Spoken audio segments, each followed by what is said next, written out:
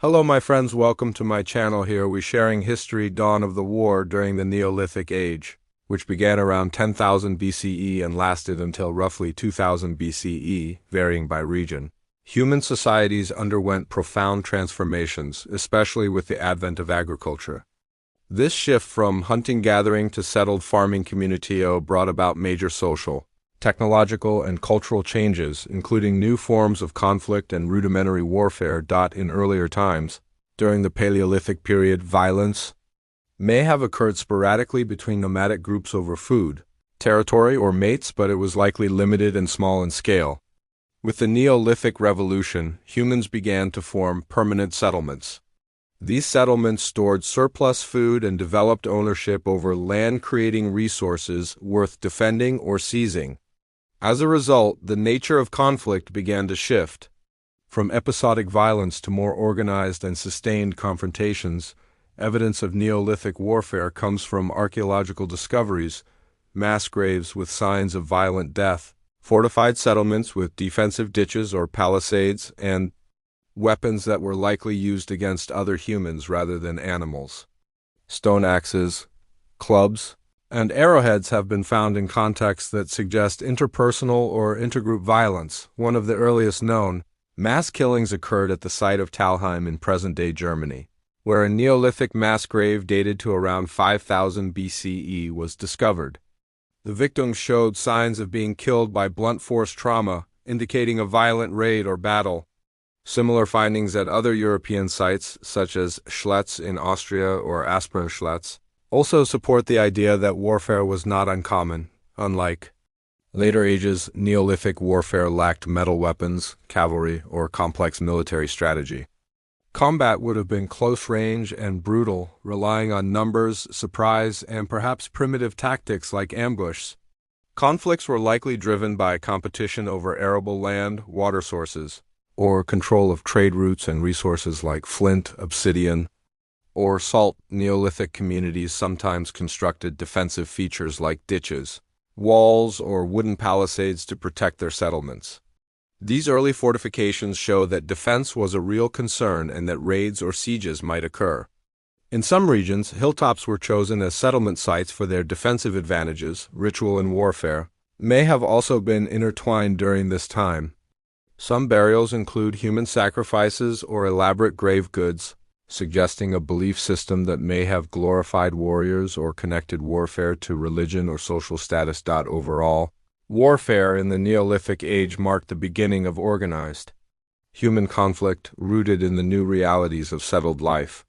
It was not warfare in the modern sense, but it introduced key elements: territory, resources, fortifications, and group identity that would shape the nature of war in all subsequent eras. As Neolithic societies grew more complex, so did the motivations and forms of conflict. Population increase led to greater pressure on land and resources, while the rise of social hierarchies began to create distinct roles within communities, including leaders who could organize people for defense or aggression. This organizational capability laid the foundation for collective violence beyond mere survival or revenge. Emerging elites may have used warfare to assert dominance, acquire wealth through plunder, or control trade routes. Some evidence suggests that victorious groups would absorb or enslave others, which added further incentives for raids and conflict.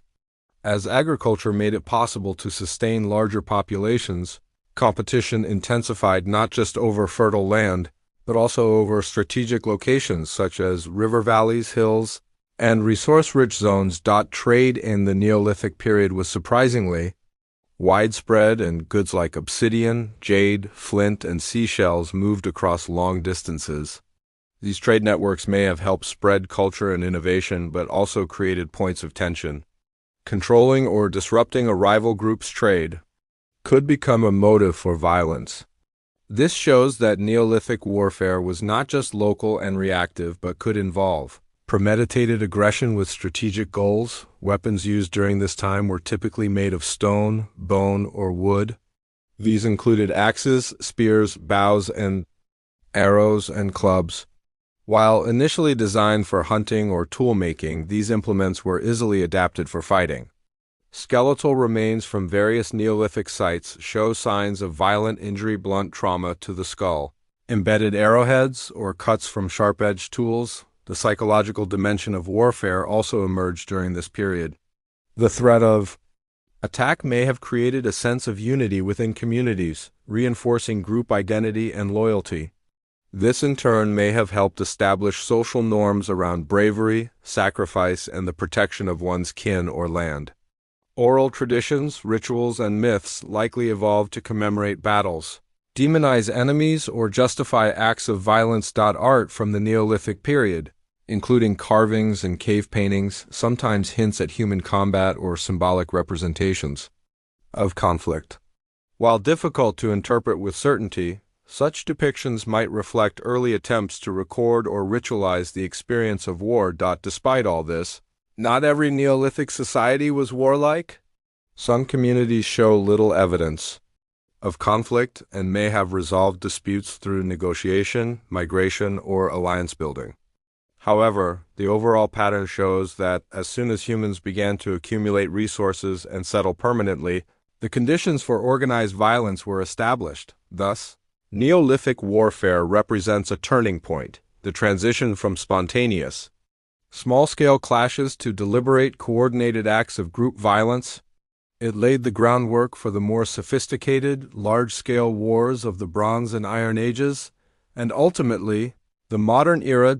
As the Neolithic Age progressed, the social consequences of warfare became more evident. Successful war leaders could gain prestige, wealth, and influence, gradually elevating themselves above others within the community. This concentration of power likely contributed to the early development of chiefdoms, political structures in which a central figure or family exercised authority over others, often justified by religious or ancestral claims. These emerging social hierarchies sometimes became hereditary, with leadership passed down through family lines. Warfare played a role in maintaining or expanding the power of these early elites. Victories in battle might secure access to new land, labor, or resources, while defeat could mean enslavement, dispersal, or death. Over time, warfare and leadership became closely tied, with warriors often occupying a distinct class within society. Neolithic warfare was still deeply local in most cases. Battles were usually fought between neighboring villages or small regions, and there's little evidence of standing armies. Instead, communities likely gathered able-bodied men when needed, either defend against raids or to conduct their own.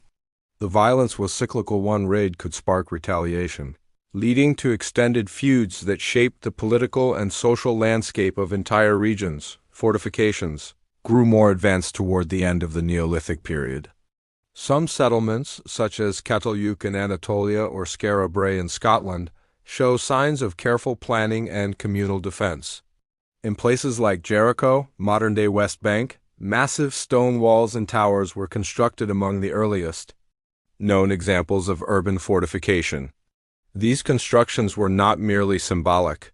They represented significant labor investment and the recognition that sustained conflict was a real and recurring threat. Religion, too, began to interact with warfare more explicitly.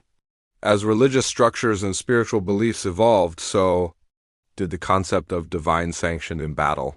Some archaeologists believe that early religious leaders may have played a role in organizing or justifying warfare, performing rituals for victory or appeasement. Human sacrifices, often found in burial sites, could have been part of these rituals offered to secure divine favor or mark significant events like a conquest or a leader's death. Another important development was the psychological impact of war on early communities. Survivors of attacks might carry trauma, grief, and anger, which reinforced cycles of vengeance. Fear of violence also encouraged the building of stronger communal identities. Us versus them thinking would have deepened group boundaries, strengthening internal cohesion at the cost of increased hostility toward outsiders. In this sense, the Neolithic Age introduced both the roots of organized war and its emotional, political, and cultural consequences. Warfare was no longer a rare disruption. It became part of the rhythm of life, tied to survival, economy, leadership, and belief. By the end of the Neolithic period, these early forms of conflict began to evolve into the more structured and expansive warfare of the Bronze Age. As metal tools and weapons became available, societies could equip larger forces and exert greater control over enemies and territories. But the foundational ideas defending land, asserting dominance, fighting for resources, and binding communities through violence were already firmly in place. Neolithic warfare, then, was not just about who fought and with what, but about how conflict began to shape the very structure of human civilization.